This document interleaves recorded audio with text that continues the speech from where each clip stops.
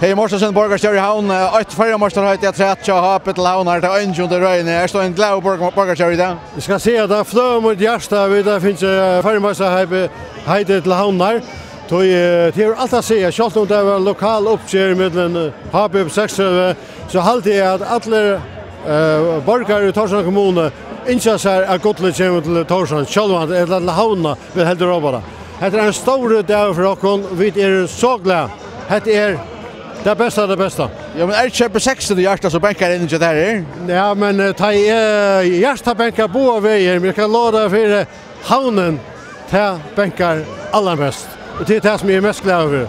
Ja, och vad helt då fick vi den gången det sportal i mitt till havna fällen. Ja, det går det så båda vägar. Bägge linjerna kunde ha vunnit. Så det kunde det att B36 har gjort det väldigt en insats. Vi har en gåendist. Så är det här i lokaluppgörande.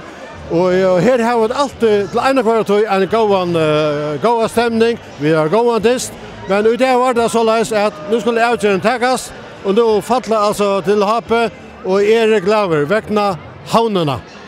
Ja, men väl gagnas det. Tack för det.